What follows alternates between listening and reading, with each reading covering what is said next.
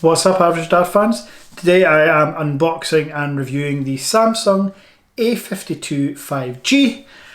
Let's have a look at its specs and see if it lives up to all the hype. Is £400 worth it? Is it a budget phone? Let's find out.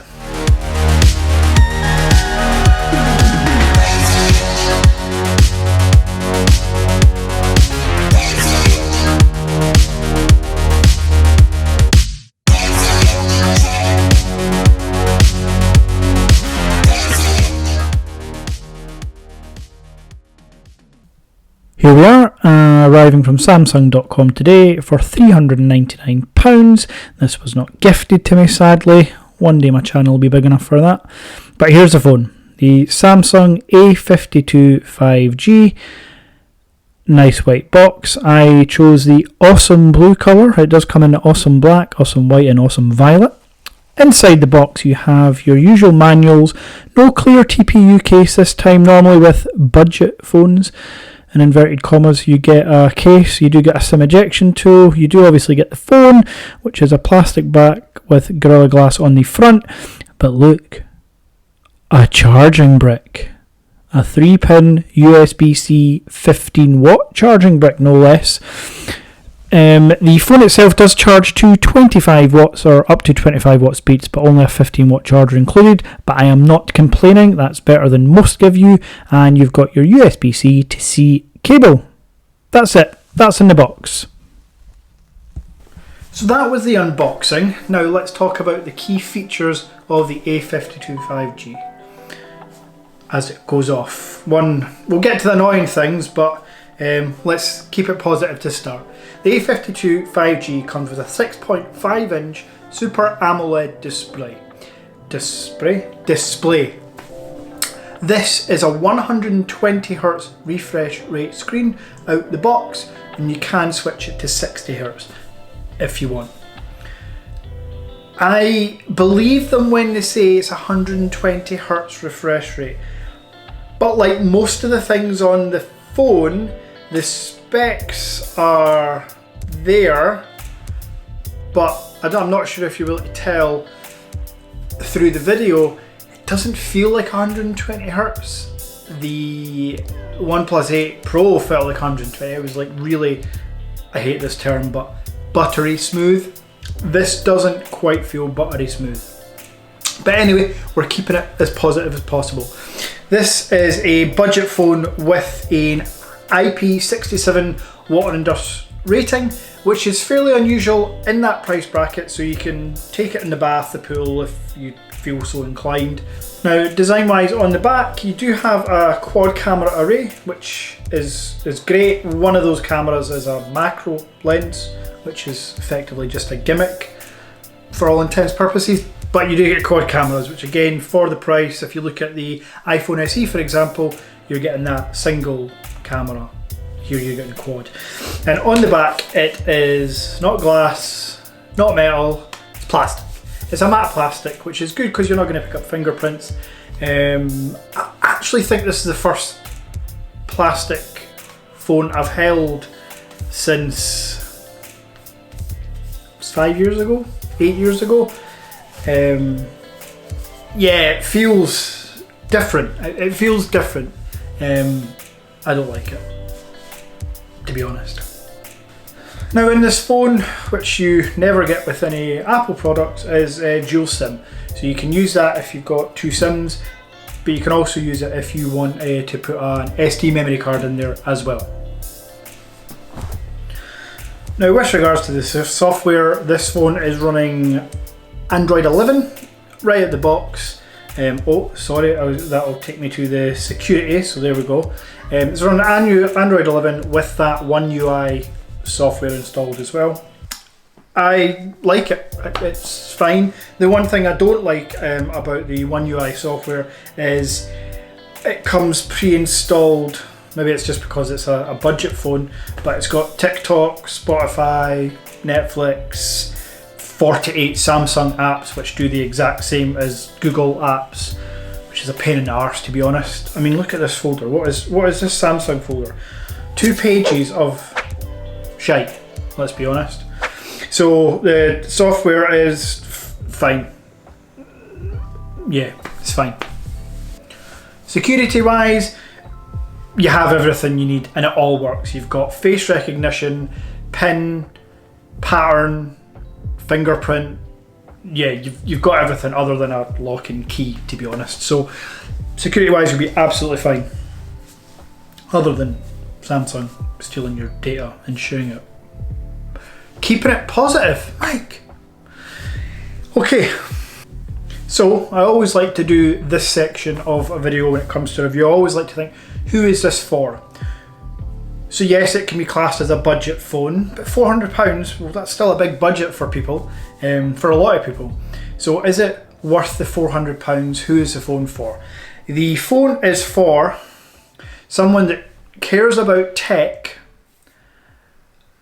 enough that they won't just settle for an iPhone SE, for example. The iPhone SE you can give to your gran and she'll pick it up within 5 minutes. The A52 is a bit more complicated, but that's good because the amount of customization you get with all Samsung devices is pretty incredible. From as little as wallpapers right up to themes and icons, everything you want to do, customizable is good. But it's also got the whole Google Play Store and the Samsung Store, so there's hundreds, thousands of apps that you can play with and have more functionality and creativity with than perhaps on the App Store of the iPhone SE. This phone is for someone that hasn't upgraded for a while. They've probably been on an iPhone 7 or 8 or a Galaxy S8, somewhere around there. They're looking to upgrade, but there's no way on this earth they're paying £1,000 plus for the Samsung S21 or the Samsung S21 Ultra or £800 for the Samsung S21, £1,200 for the S21 Ultra, and they're not going to buy an iPhone 12 Pro or 12 Pro Max.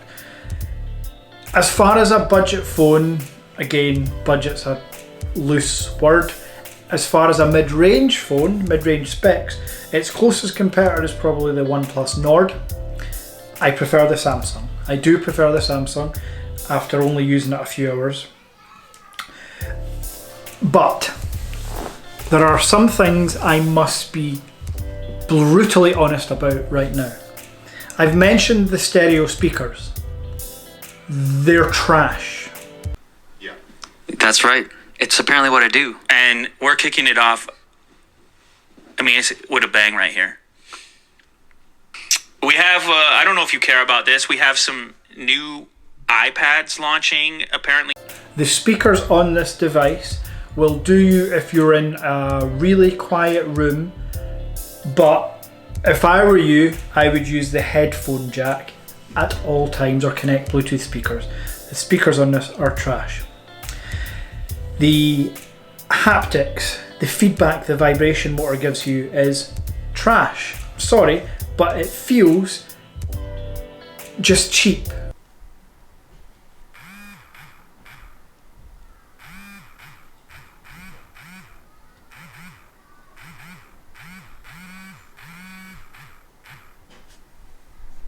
Really, really cheap. And again, you're going to say, oh, but it's a budget phone, it's £400.